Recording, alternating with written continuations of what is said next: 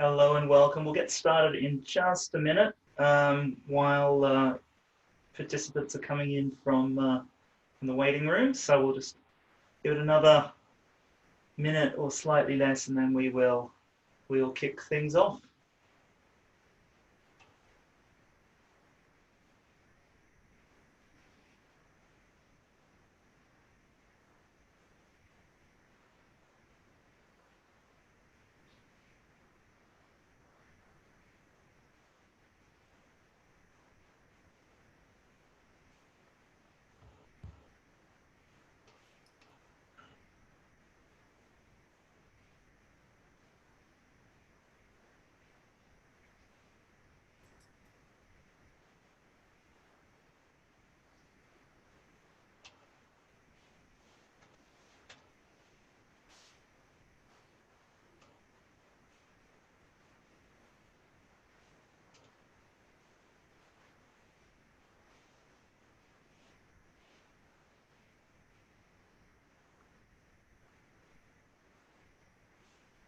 Okay, I think we shall begin. Good afternoon, or I guess good morning or good evening, wherever you happen to be in the world. I'm sure you're excited about the next 55 minutes or so, where we're going to talk about marketing disrupted and how to find growth in uncertain times.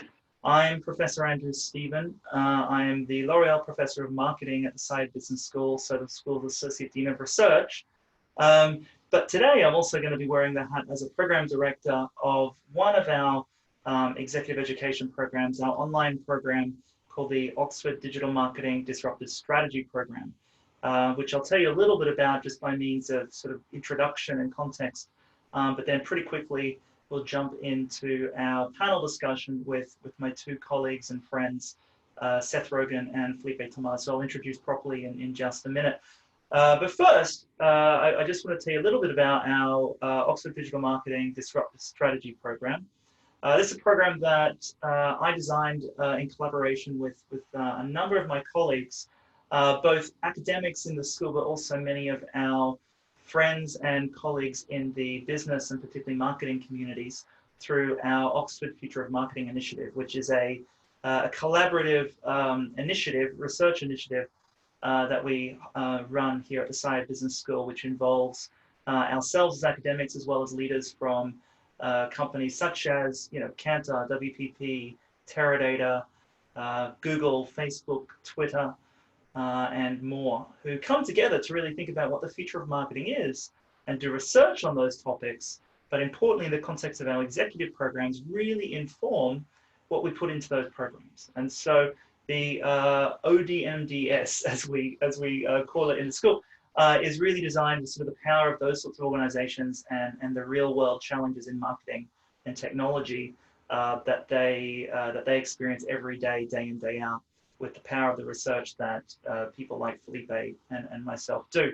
So I just wanted to mention that Brad, who runs our online programs, will come and talk a little bit about them, the whole portfolio, more at the end of the webinar. But this one in particular, it's an 8-week program, online program. The next run of it starts actually on the 1st of July, and I must say there are places still available if you're interested. But it's an interactive program, so it's self-paced, but each week there's work to do and you interact with fellow participants. So far on this program, we've been running it for about 18 months, and over the many presentations, about 1,000 people around the world have gone through it, and very much around the world, people from the UK, but also the United States, Europe, Asia, the Middle East, and so it's a very diverse group that we bring into the program, and you get to network and interact with each other, as well as go through the material that we've prepared for you. And it's delivered in partnership with our online programs partner, Get Smarter. So I won't say any more about it, other than that it's very much a program for people at all different levels around digital marketing and the digital transformation of marketing. And the content is very, very real and relevant and informed by industry perspectives as well as our perspectives at the business school. And actually the July run will be actually sort of version 2, if you will, that we've just updated quite a bit of the content on the program, so it will be first run of the sort of refreshed content too. But enough of sort of admittedly a sales pitch. But let's get into the main focus of our webinar today, which is really a conversation around disruption in marketing. And I'm joined by, like I said, two friends and colleagues, Felipe Thomaz, who is an associate professor of marketing at Saïd Business School, who focuses on digital and involved in this conversation, but really also other topics around sort of marketing strategy and so the real world issues that that marketers face at all levels, thinking about how they can cultivate and manage all the various marketing assets, particularly from a digital lens. And then Seth Rogin, who is an associate fellow at the Saïd Business School and teaches alongside the likes of Felipe and I on a number of our exec programs, including the one I was just talking to you about, and is also the founder and CEO of Magnolia Media Partners, and has also prior in his career been an executive at the New York Times, in the advertising side of the business, was the chief revenue officer at Mashable, and was also the CEO of Nucleus Marketing Solutions most recently. So Seth brings a wealth of industry expertise and currently is sitting in South Florida in the United States. Felipe brings expertise in industry as well as marketing strategy and the research side. He's currently sitting in Oxford. And, me, probably, more similar to Felipe in terms of the expertise I can bring to the table, a lot of expertise in digital marketing. And I'm sitting in a town just outside of London where I live right now. So Felipe, Seth, we're going to talk about disruption. Often we talk about disruption in the context of sort of, all these external forces that are disrupting us, and our sort of spiel is often, well, disrupt or be disrupted, get out ahead of it, be proactive. But I think right now it's fair to say that there are absolutely massive disruptive forces that we're all facing. And so, obviously that's stating the obvious. But where does this all fit in? If we're thinking about the pandemic and we're thinking also about race and the Black Lives Matter movement and related issues around inclusion and diversity and equality at the moment, it feels like there's a lot going on that could be disrupting us as business people, as marketers. So where do we kind of start with this conversation? Seth, do you want to go Sure. first? I would say, first of all, thanks for having me. I would say these days, even what we think of as disruption is being disrupted. That when we got together to create the program that you were just showing a couple of slides about a couple of years ago, we talked about disruption as being the duopoly, perhaps becoming the triopoly, which is a subject I love to get into because I do think that's still a driving force in disruption in media and marketing. We talked about technology, we talked about buying services, we talked about all of the digitization of media and marketing that is leading to data issues and the like, and all of the sort of technological disruption, but they really represented internal disruption.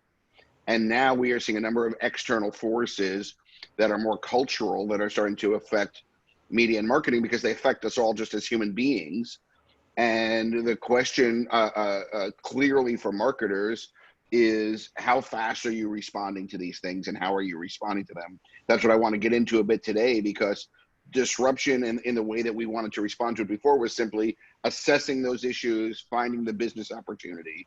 But now it comes with a whole other realm of issues, both as human beings in wanting to be sensitive to these issues and wanting to respond correctly, particularly where there's injustice or danger involved, as there is with Corona and COVID, or with Black Lives Matter and some of the other issues in the streets these days. But also they're affecting us economically, they're affecting us culturally, and we have a responsibility both as marketers and as people to handle these right.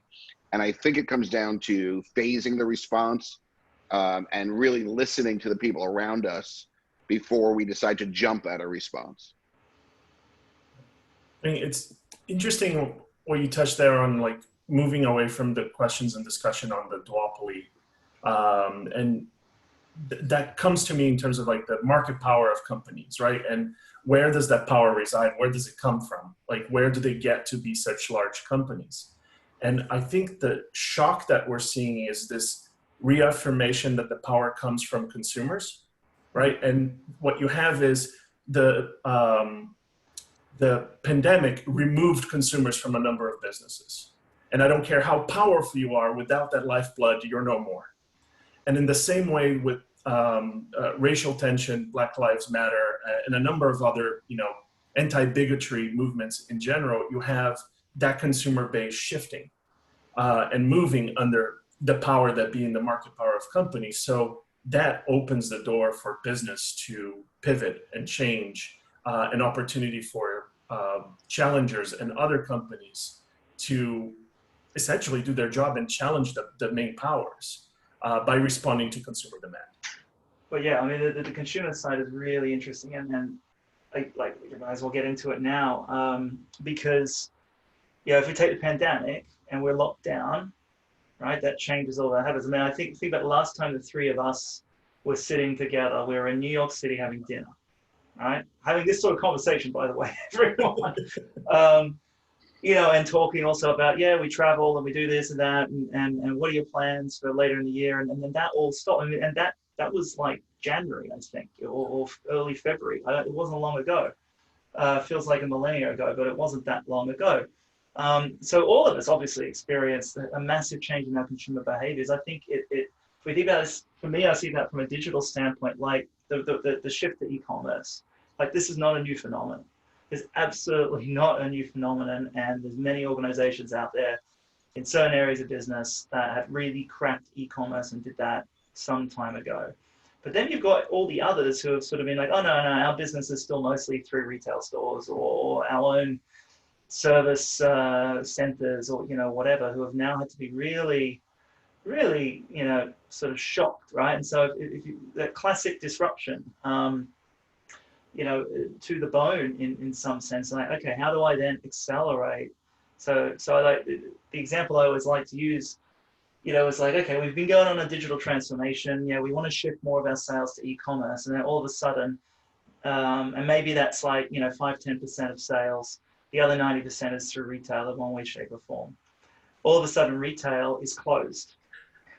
And you're caught unawares. It's like, oh, we were growing, single digit growth year in, year out, let's say, on revenue from e-commerce as a proportion of total, but now it's totally different. And I think that's a massive disruptive challenge that just blindsided people. There are some good success stories, maybe we can get into that, but it's that blindsidedness that we're seeing with what's happening right now. That is a moment in time that we haven't normally seen, sort of the typical cycle of business disruption. I'm thinking of it in consumer goods industries, for example, but I wonder what you guys think in terms of other industries that are seeing this massive need to accelerate transformation. And I'll just jump in on qualifying that thing, though. Like, it's before, and even when we had discussions about disruption before, we tended to talk a lot about and treat disruption as this even creature, right? There was this massive shock, and then everybody felt the same disruption, whether it's technology or something. But the way that you're describing highlights that this is unevenly distributed, right? Some areas of the economy or businesses can be frozen, while other parts are actually seeing exceptional demand. Right? So it's not just one even blanket across this whole thing. And then Seth just a while ago also mentioned like this whole idea of like phasing your activity in how you're responding to these pressures, right? So you say like which other areas are in demand, which industries are affecting, and then I kind of wanted to ask Seth a little bit about the phasing idea, right? Like, just some people are winning more in this current state, but then also like there's just going all in might not be the answer. I mean, if you think about other times of challenge, the worst thing anyone could do was wait for things to go back to normal. Like, if anyone gets anything out of what I'm saying today, it should be this: waiting for normal is a fool's errand. Yeah. And will foretell the death of that business. But there are so many great business stories that have come out of times of great challenge. And I know this is something the three of us have discussed before. My business is in media and media technology. And absolutely, the history of media comes from great brands that have emerged from challenging times because they've sensed the moment. And a lot of that is stopping and listening and being engaged culturally, being human, being flexible. And so I think of brands like the New Yorker that have lasted, what now, a century, but that came out of great financial downturn. But I started to dig more into this. And actually, there are even more recent stories. If you think about during the 2001 downturn, you had Hotwire. And Hotwire decided that people wanted to book travel online, and they moved online and they were able to jump on that. And then a few years later, the big downturn in real estate, certainly in the US, as the market went down, and up came this thing called Zillow that is now a global phenomenon. And each time, smart business people were able to take a step back, listen, look, assess the disruption, and find the opportunity. And where I think the danger is this time is, and we discussed this once before, is between opportunity and opportunism. Right, and that line is so narrow, right? And the more severe the issue, the more sensitive the issue, the narrower that line becomes. And so we will see people get this very wrong. And I think we started to really see it during Corona, when every ad opened with "during these troubling times," and then it ended with a sales pitch to buy a car. And the car was not going to help me through the troubling times. Maybe get you to the doctor, I don't know, but I didn't need a brand new Land Rover at that point. And so I might want one, but I didn't need it, and it wasn't going to solve the issues. And so it comes off as tone deaf, and it can actually, I think, be brand damaging to behave that way. But I think the smart brands, Felipe, to your point, stop and look and act. One of my mentors once taught me this, that the greatest people in business perform like the great boxers. They have to be able to do a short jab and a long punch at the same strength. And so how do you look at your business and say, okay, my business is being perhaps looted. People are protesting on the streets. What can I do today as if I wasn't just interested in profit and I'm interested in being a human being, which I am, and show support for justice, show support for people who have very legitimate, sincere concerns about their safety in their lives. How do I say that as a business without looking cheap or false in doing it? Because I'm not, my intentions are real. And then at the same time, how am I also thinking about the longer term, which is, how am I going to restructure what I do? Yeah. And I think those are the deep conversations that every company has to be having right now, all while they don't have time to do it and they're tired of Zooming with each other. But if they could change one inventory call into a sort of moral inventory call, I think there would be a benefit for the long term. Yeah, I think opportunity versus opportunism. I think that's the way I see it too. And the opportunism is likely to come, if it's going to happen, it's going to be in sort of short-term response. And so I think the advice that you give, which is absolutely what I agree with too, is, in like while the world is burning down kind of thing, while stuff is happening real time and it's sort of, that's your short-term window, whatever you do not take advantage of that situation for some kind of revenue growth related purpose, right? I mean, and I think that's that's a debate maybe that some people think is an issue for debate, but I think we've seen time and time again that this is not what you do. You have to think about the future, and that's opportunity, and think about growth in many respects in the future. But I really believe that if brands just take advantage of the situation at the moment, or do it, say the right things, but it's sort of inauthentic and insincere, then you're probably not going to have as great a chance of being around for the future to take advantage of those longer term opportunities that a shift in consumer behavior that sticks, for instance, has created. So it's a tricky one for some, because obviously also have to be mindful of the fact that businesses are in pain, and they might be thinking, I've got to do whatever it takes right now to keep things going. And you know what, if it means that I can piggyback off of a social issue or a public health issue to get some attention to a promotion or an ad or something that I'm running, then maybe that's they may be faced with an ethical dilemma, but they got to do what they need to do. But I worry that that's a very myopic, in addition to not being responsible in a broader sense approach. Felipe, I mean, Yeah. What do you reckon? We talked about this before, you and me too. Yeah. And a danger of me quoting you back to yourself, right? Like Well, I just did that to Seth, so it's all right. It's my advantage here is like I also watch Andrew not just as a friend, but like as a leader in my school, right? So I watch him have to grapple with these things in real time. And for us, you looked at the situation. You said it's important to take stock of the actions that you can take within the purview of what you're able to do. And that's where the legitimacy is going to come from, that you're delivering on something you can take action on immediately and not just overpromise on some grand goal that you have no capability on, no claim, and no ability whatsoever to deliver. So that, as much as that's important in education, that's going to be important in business, that you're not overpromising or moving away from genuine actually behavior, which is connected to what you said and what Seth had. And I think this moves to me in the way I've been thinking about it, this discussion that we've been having for a very long time now in terms of purpose, right? Like we've heard a lot about brand, my business, what's my purpose, which is a very nice but qualitative view of the world, to now what's my impact, right? What am I doing? What's measurable that I can point to and saying I am now either affecting change or I'm changing the world and my behavior in some way that is measurable and impactful. And that just moves this conversation forward. We know purpose by itself has financial benefit. We know then that this measurable is going to have business financial benefit. On the upside, you also have to, you live that purpose, right? So it's a double positive reward. You get the financial reward and you get that human reward of doing the right thing as well. So it's just a good combination of things.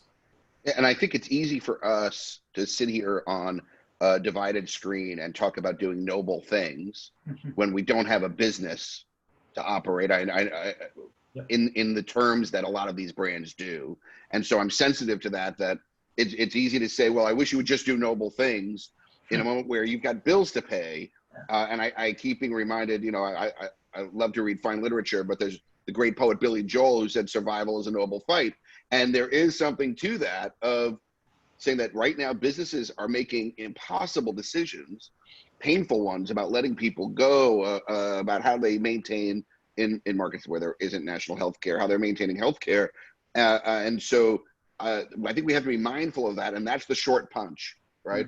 The short punch is, how are you operating day to day, and how do we respect the fact that you've got a business to run, and whether there are things from the outside or not affecting you, your job is to keep the boat moving forward, whether it's being disrupted by waves or not.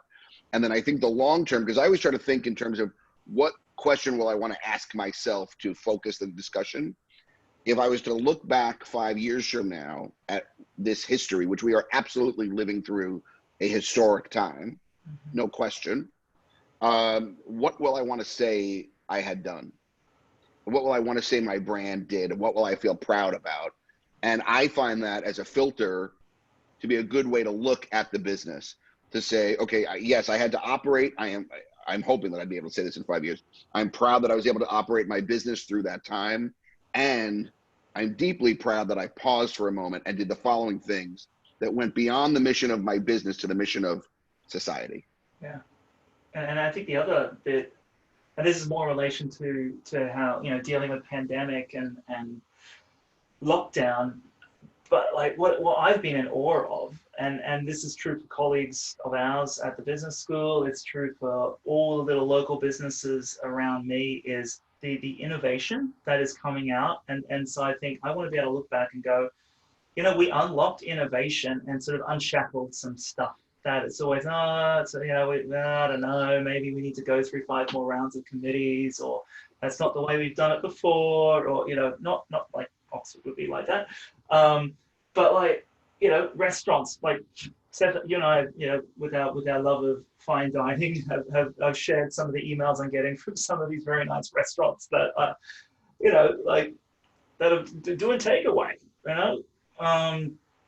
and it's amazing, and it's a completely different experience, and they've had to come up with this, and it's not just because they're trying to profit, but you know what, because they've got suppliers they've got chefs, they've got staff who need to earn a living, and so they've had to. They're selling raw meat.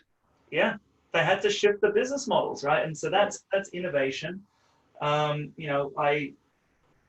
forbid, I'm sure you can imagine, say like a Michelin-starred restaurant, someone saying, oh, no, never ever will we allow people to do takeout because the experience at home will never be what blah blah blah blah. But they're doing it, which is also good because it makes it not just on the sort of the supplier side and the staff side supportive, but it probably opens up more access and lowers prices too. So there's all sorts of good things. But the innovation point I'm seeing more and more as I think one of those great things that might come out of this is, and I'm not a scholar of innovation, but as a marketing scholar, I certainly see there's been service innovation, there's been product innovation, there's this broader business model innovation, and you see there's actually more in small businesses than anything else. Andrew, you just brought up a great point, which is a restaurant that looked at its market and said, we sell steaks, we're never going to sell. Why would we ever sell a raw steak? Someone would judge our product from that. And I think back to, you mentioned that a lot of my professional history is at the New York Times. Mm-hmm. And I saw on the list of attendees, there's a couple of folks in the Times that are watching us right now. I remember going back to one of the earlier downturns while I was there, saying we should have a strip ad on the front page of the newspaper. And I was told the day we do that is the day we burn this building down, because it would ruin our credibility forever to run a strip ad on the front page of the New York Times. Now that unit then went on to create over $1 billion of revenue for that company, but we were told it would ruin everything. And I think this was your point, not mine, but pausing and looking at the things you would never do because they are beneath, or a lot of those things are in our minds and they don't make business sense. Yeah. And they don't make brand sense. There isn't a reader in the world who looked at that and said, you know what, I'm done. And I no longer trust the New York Times because there was an ad for Louis Vuitton on the front page. Yeah. It didn't ruin a thing. The same thing was said for if they'd ever have a television show. The same thing was said for if they ever had a podcast, and on, because we get caught up in our own legacies as business holders and as people who care about our brands. And if it was working, we believe it constantly will be working. And probably the greatest truism is the fact that it was working means at some point it won't. Yeah. Yeah. And I think there's a bit of research that for me that can help on this breaking the legacy aspect, right? Because it's a good question is, when do you do it, right? When do you break the system that you built your business on, or when do you shake the foundations kind of thing? And environments like these, like the disruptions that we're seeing now, where you even have government regulation forcing you to do things that you normally would not have wanted to do, right? So we have enforced business closure, whatever it might be. What it does is it shrinks the strategic sandbox that companies can operate on, right? So where you normally have all this freedom and space to create your own sandcastle and empire, when government comes in and shrinks the space available to you, you are now tied and on top of all these other businesses that have the same restrictions. And we know, marketing-wise, we want to create space between us and everybody else, right? We want to differentiate. Times like these, just like regulations before, shocks like, just brings everybody close together. So if you keep doing what you're doing in this tinier space, you're going to look like everybody else, and you're going to, even doing the same is going to mean eroding your advantages, right? So you need to go to a different plane go play somewhere else because this playground got really small all of a sudden, essentially.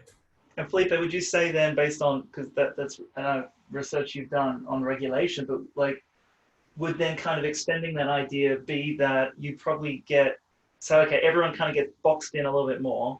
So even if you innovate your way to differentiate a little bit more, you don't actually have to do as much to get as much of a benefit because there's more noticed, right? Because you stand out more.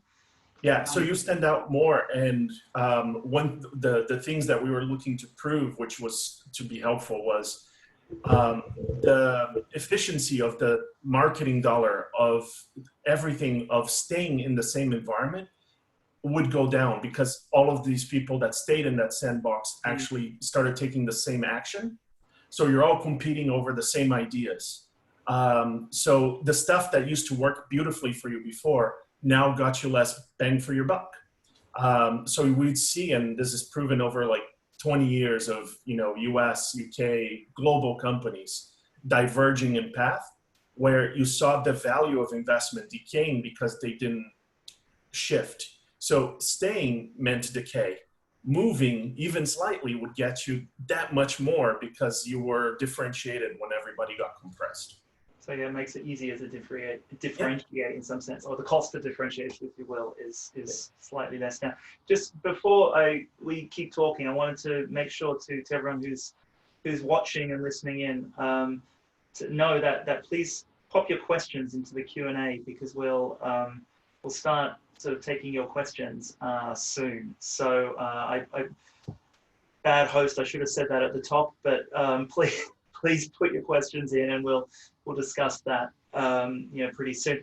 I wanted to actually ask you both more about the sort of the customer or consumer behavior side of things, because I mean, we talked. I brought up e-commerce before, but I think there's probably a lot more to this, and it seems to be, at least in, I guess, a lot of the marketing circles that I'm running in, and the people I'm talking to, there's a sense of, well, let's wait and see, kind of what reverts back versus, is changed forever sort of thing.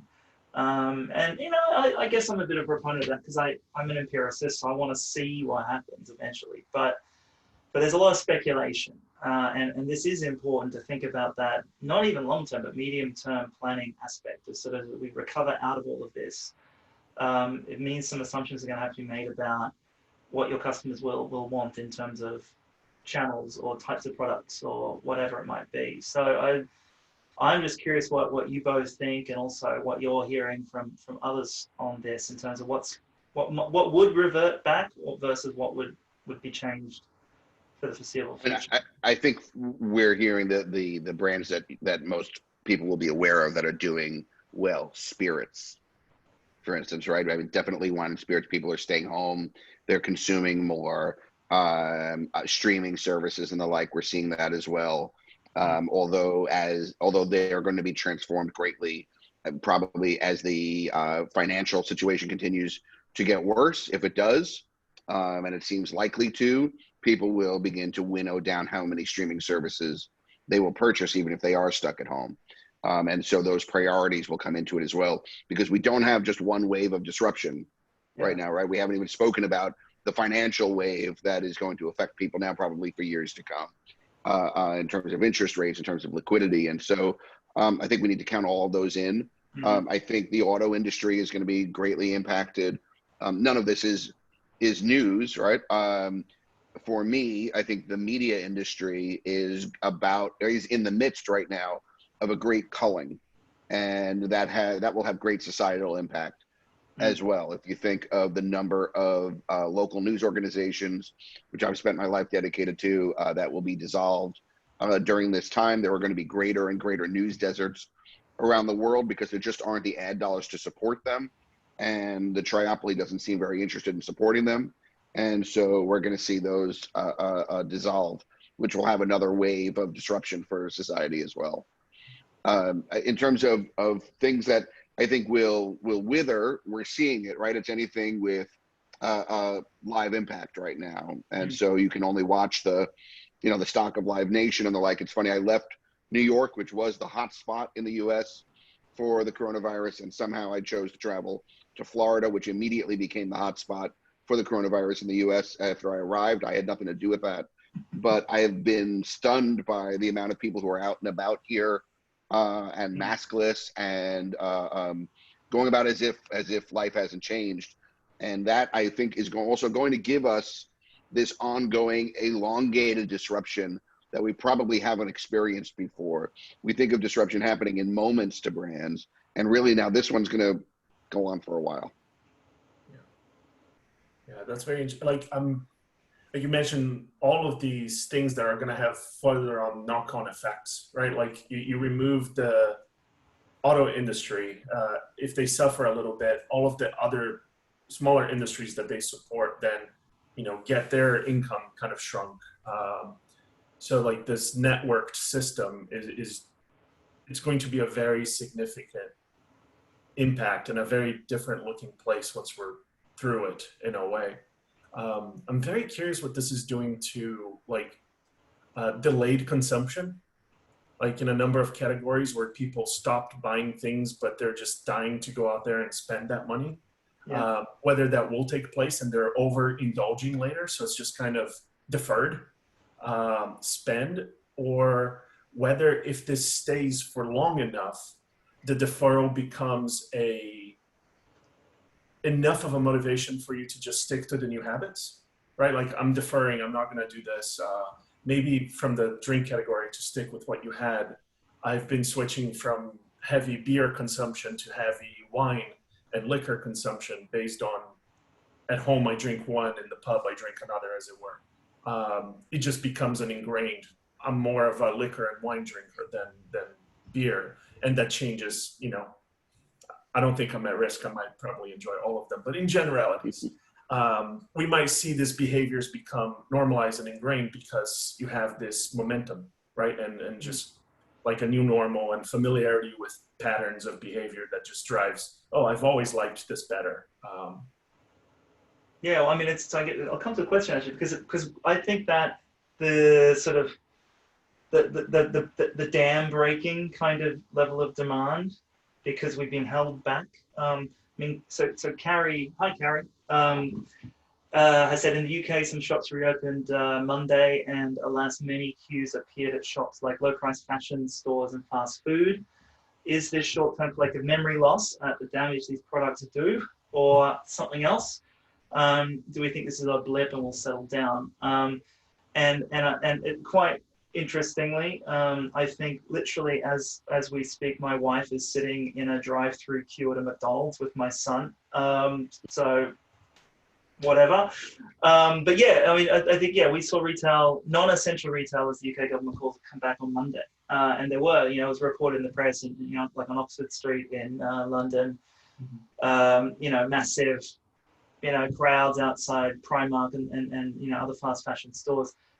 I think that's the dam breaking, and then demand settles, because people are, and I think that's actually more entertainment than, people are just downright bored. I mean, that's my view. There's no empirical basis. I just think people have been bored, and now there's a little excuse for, doing something. Another example, there's a pretty close to where I live, a pretty lame mini golf place, and it's been closed. It reopened.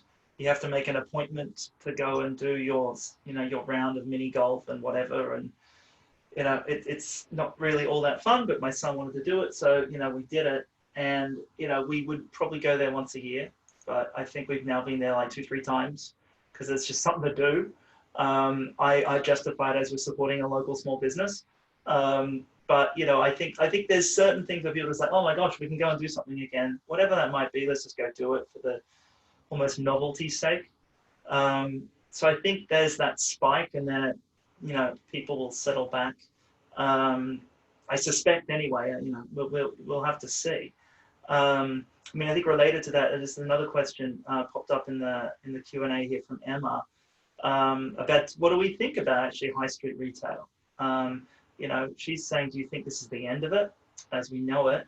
All experiential elements are surely disrupted for the foreseeable future. So again, like if you're in the experience business, I think this comes to what you were saying, Seth, about, concerts and, things that Live Nation and similar companies produce.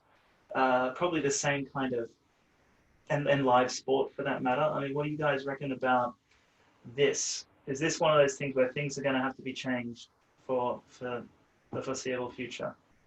If you watch what happened in Shanghai when the first controls came off, it was very similar, Andrew, to what you're mentioning happening in the deep mini golf sector outside London. People lined up at luxury stores in Shanghai to make giant purchases. And as someone who has spent a lot of time studying the luxury industry in particular, having done business with them over the decades, it's really surprising me how robust some of the hot brands are still doing business. And I think they may be one of the great surprises of this time, is that the wealthiest among us still have the appetite.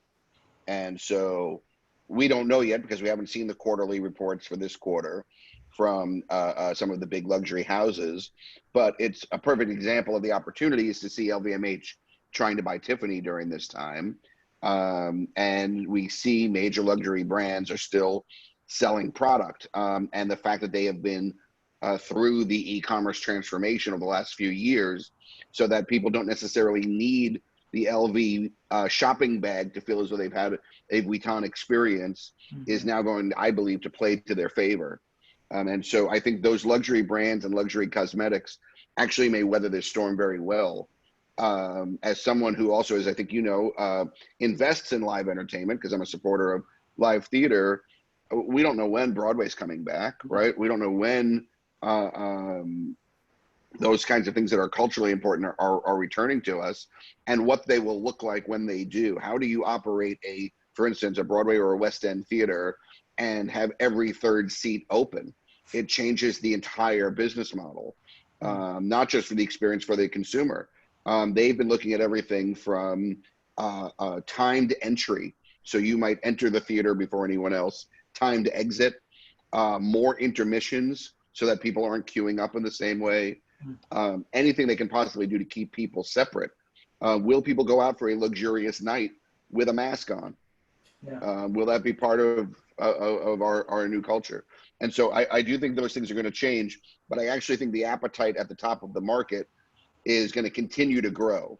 And somehow these private experiences, these luxury items that are still accessible to the wealthiest among us, will only become more desirable. I'd be really interested to know, and I haven't seen reports yet, what this has done to the private jet sector, because you're protected, you're kept with just your own family group, and even if it's triple the price, you're getting where you want to go and having that control as a wealthy person. And my bet is that private aviation and super high-end luxury will continue to do really well during this time. Stock market be damned.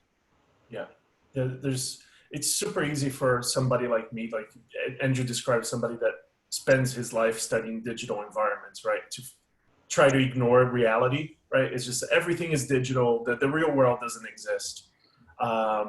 But there's very much a real world component to everything. I don't think retail ceases to be. I think it's more of that blended environment, and there's something of learning about the digital and being clever at maybe using the store as a point of distribution that you don't have to then, can have distributed warehousing as opposed to centralized, or any variations on that theme that is going to be specific to companies. So there's going to be shift, but I don't think it's going to be so dramatic that we close our shops. The other thing that I think is important to keep in mind, which is like this weird paradox around depressions or recessions or downturns, is that not necessarily just luxury goods, but high-priced, high-end goods do better in those times. Because even for, let's say, a very low-income family, they will buy a name brand product because they need it to function. They cannot take the risk of it not working. So they tend to over-index on buying high-quality products because they can only buy it that one time. And that has been shown in studies, and both in academia and in practice, that you see name brands just surviving through because that's who they go for. And the same might be true in luxury. What might change, potentially interesting, is the privacy of consumption, right? Like, is it very outward, in the open, highlighting my name brand, or is it a more private consumption, private experiences? Indulgences are not globally displayed, but it's more for me, my family, in a private setting. But if you remember back to the 2008 downturn, many luxury high street stores were actually delivering products home wrapped in brown paper, so that there wasn't the shame factor of spending money. You didn't have to walk down the street holding this expensive item. You still got the experience of owning it, but you didn't have to have the poorer experience of walking home with it. Right. and that level of shame. And we'll probably see some repeat of that factor as well. And that also comes into the design of products, because we go through cycles where logos are important for branding, right? And we see giant Ralph Lauren ponies as opposed to the small ones. And when we're going through these times where there is going to be such a great division in terms of wealth and inequality, one wonders whether you're going to see those giant logos shrink a bit over time, and whether it will have the same cachet to just walk around with big logos on. Yeah, I mean, looking at the Q&A here, so there's quite a lot of questions sort of about what we're talking about in luxury, actually, but also retail, and also some stuff around office space. And that, I want to come to one related to India from Subhadra. And it's interesting because it's talking about shifts in category demand, if I want to kind of intellectualize it. But basically, in the first few weeks of lockdown in India, organized retailers found that essentials were being purchased. I think that's true everywhere. Then there's another phase where that sort of more aspirational products and even luxury were doing well. And like online cosmetics, for instance, have done well. And so what do we think about this trend? I don't know what you guys think. I mean, my thought is, yeah, I mean, I guess it was predictable that, all jokes aside, I guess that we used to have a couple of months ago about, toilet paper being sold out, and, spaghetti sauce and stuff like that. It went from that into, the more sort of aspirational products. There was an article about L'Oreal in the FT yesterday, and there's been some stuff that Walmart's been reported on as well. Home sort of indulgence, beauty, and skincare products are doing really well.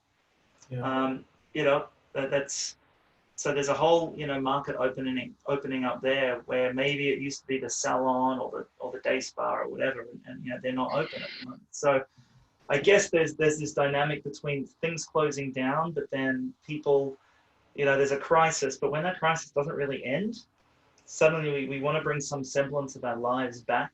And so we start to look for those categories that we know and love, I guess, that we wouldn't buy when things are really bad. But you can't keep living like things are really bad all the time, even though they frankly quite are. I don't know what you think. I think it's some aspect of mood management. Okay. Yeah. Right. Like I feel bad. I buy ice cream.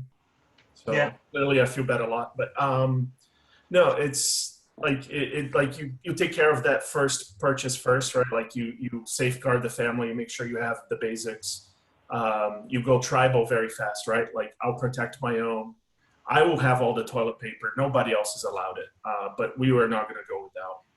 But then after a while, I know we've been, as part of another empirical study, we've been tracking emotions through all of social media, and you see spiking levels of panic and worry and a number of other things. But then we also know that consumers use purchases to, make themselves feel better and navigate kind of those emotions. So I'm not suggesting this is entirely, but at least a part of that might be people just going, I am going to mood manage, I'm going to fix this.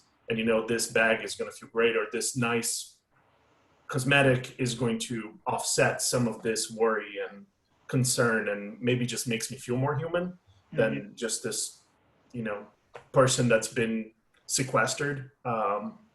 It might play a role into that. Yeah. The fact that we're all also staring at ourselves on horrible laptop screens with poor lighting, hour after hour, day after day, could make even the weakest among us apply a little cosmetic. But I think there is some element of being stuck at home and wondering Felipe, to your point about mood, what can I impact that will make me feel more empowered? What can I impact that's going to make me feel better at my job, keeping my job, more proud, whatever it is. And so I think all of that is cosmetics are a home controllable, if you will. So I'm getting quite conscious of timing, and we have to ask our colleague Brad to say just a few more words about exec ed before we wrap up. But I want to maybe do one more question that just popped in, which is about Black Lives Matter. So it's from an anonymous attendee. Black Lives Matter points to fundamental inequalities in opportunity. What role do you think that marketing and brands had in this? And what should be the key components of an action plan going forward? not an easy question, but I think a really important one for us to grapple with. I can take a first go at it. Clearly, I'll speak from my own personal bias when it comes to marketing, right? I think marketing is incredibly important, or I wouldn't have spent my life studying it. And the way I see it, with whether it be business communication with its customers, with society, it takes everything around it and it both amplifies and shapes it. So I think through the history of business, marketing has played a role in creating the world that you see around it, one way or another. For everything that's good to everything that's bad, it just makes it louder. And whatever gets the most money inside of the company is going to be what gets, said the loudest in a lot of comms. And a lot of work then goes to identifying biases in those communications, removing it, recognizing, and kind of moving on. I think if anything changes, I think one of the most important things from this point forward is if you agree and you believe in similar things, is a point to move from being passively non-racist to being actively anti-racist when it comes to your marketing strategy and positioning and communications. So it does have a role to play, and a significant one. I mean, I guess there's a part of me that feels like shame on us that it takes all of the news coverage to cause the discussion. But let's seize the moment and be mindful that even on this screen, there isn't enough diversity, right? And so it's something we talk about a lot in marketing, since this is a marketing discussion. Marketing as an industry is one that is a lot more about, in many cases, when you are advancing in your career, who you know than what you know. And the more that we focus on the study of marketing, the more we create equality within marketing. And then so I think that's for the future opportunities that we have to be very actively, consciously aware of, creating a path forward for diverse communities to advance to CMO roles. The other is, I think, the idea of a CMO, which is constantly changing, is both chief marketing officer and chief mission officer. And I think it was Felipe who brought up early on that the three of us often talk about what it is to be a mission-based, a purpose-based organization. Well, now's the time to put your money where your mouth is, and to change everything, starting with how a business operates inside. Yeah. And so if we're going to truly believe that disruption is being disrupted, and I don't say that to be cute with words, then what are the things that happen within our culture of our own companies that has made it difficult for someone of a diverse background to rise? What is it about what we have expected of people in terms of their behavior that has been unfair because of the privilege that was entitled to some people other than others? I think we really have to take this moment, and the fact that a lot of us are locked in our homes or in some hybrid of that gives us a rare opportunity to do that, to actually stop and consider, what would we change if we had to start over, where we didn't have the same entitlement from being, for myself, for being a Caucasian male who could network and understand how to get into rooms that other people may not have had the same opportunity to do.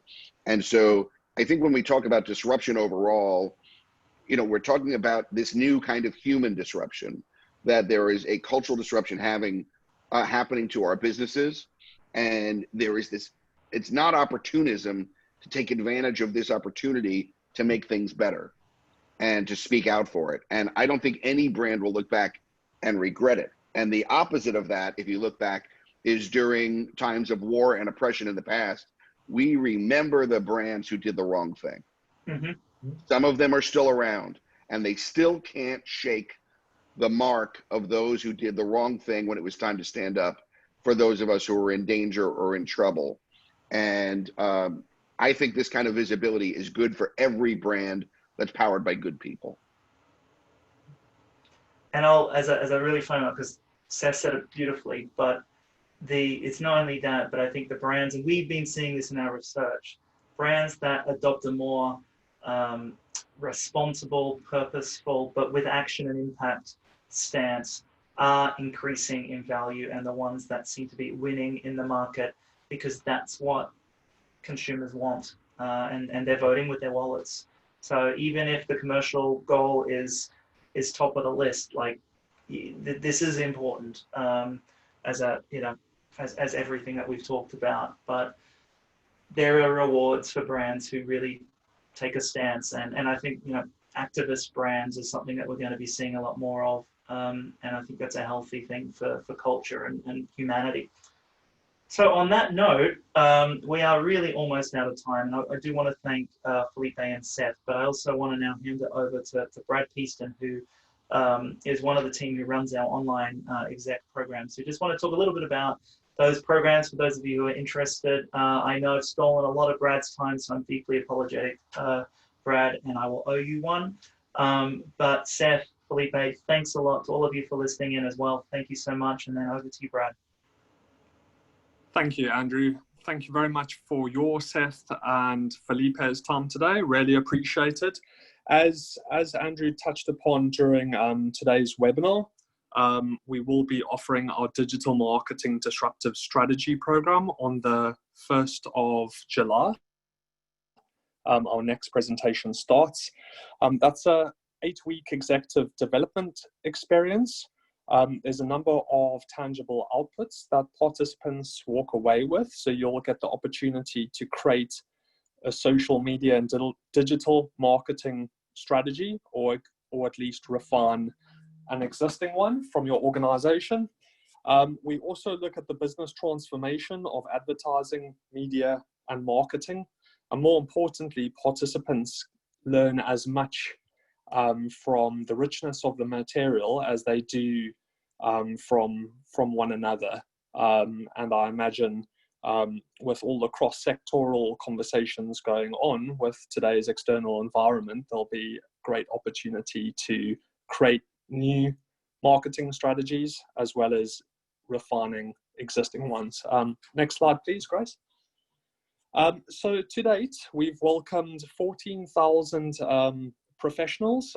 This specifically speaks to the entire Oxford Get Smarter portfolio from 167 countries, but our online programs are equally applicable to businesses and organizations in terms of team and divisional executive development, as they are to individuals looking to transform their own skill sets and moving forward in their careers.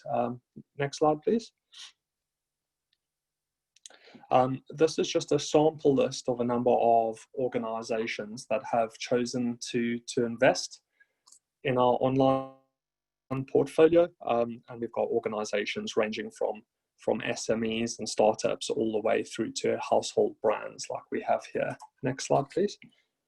So what does an online executive education program look like at Oxford Saïd? So typically they are 6 to 8 weeks. So they are an investment of time and commitment, as you'd expect with a brand like Oxford's.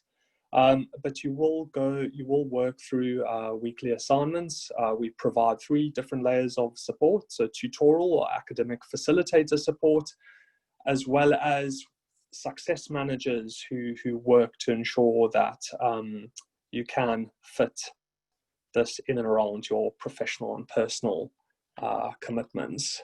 Next slide, please.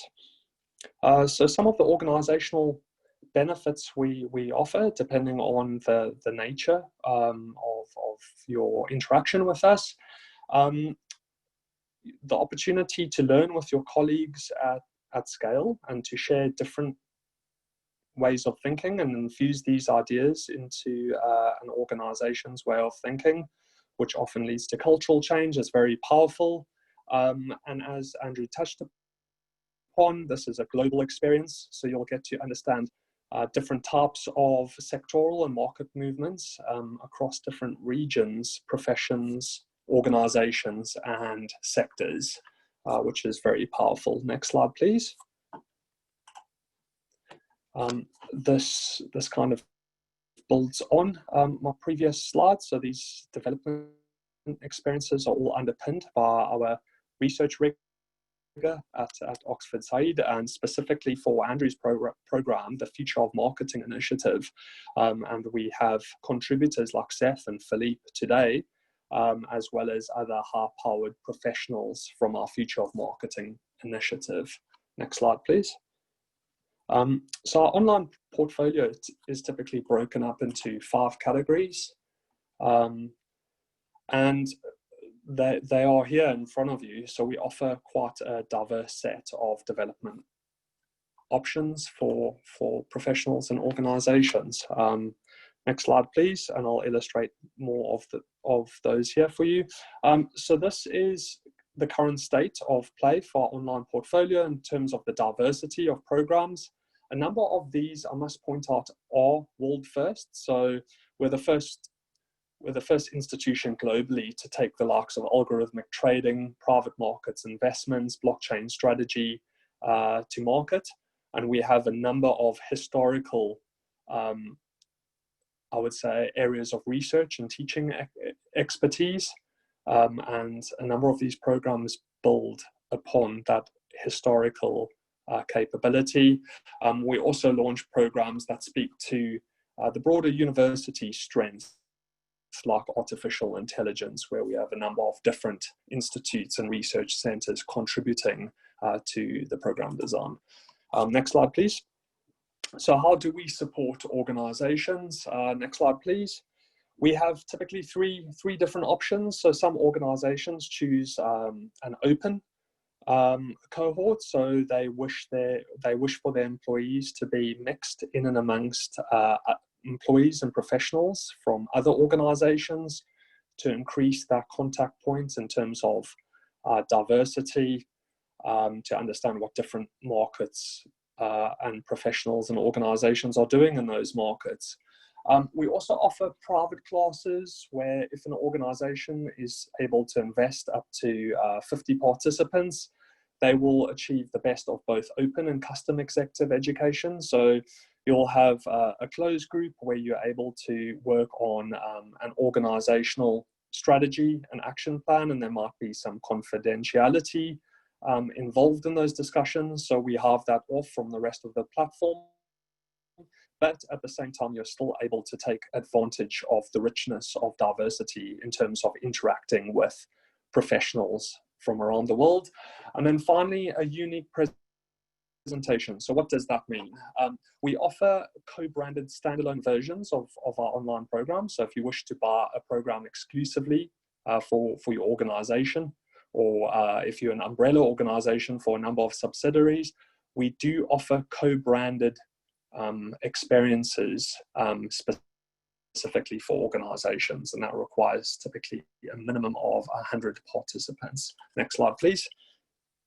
So this just shows typically what our Oxford online campus looks like, and if you wish to co-brand it, then we would have your logo next to ours specifically for your employees. So what does this look like typically? So for each level of investment, we offer a number of different organizations a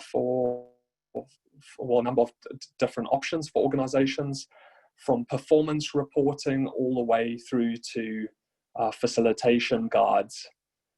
So we offer a number of different ways to measure performance as your employees work through our programs. Next slide, please. And all of our programs, even though they're partnership programs, they are Oxford Saïd programs, and we do offer certificates of completion once your employees or a participant has successfully earned the right and met all of our assessment criteria. So thank you very much for today. If you wish to get in contact with myself or a member of the team, Ryan Frost and others, please do contact us on the following email address, onlineexec@sbs.ox.ac.uk. Thank you so much for your time today. Sorry we've run over, but I really do appreciate you sticking around to hear this part of the presentation. So thank you very much for your time today. We all do appreciate it. And thank you again to Andrew, Seth, and Philippe for making themselves available for today's discussion. Thank you. Enjoy the rest of your day. Thank you. Bye-bye.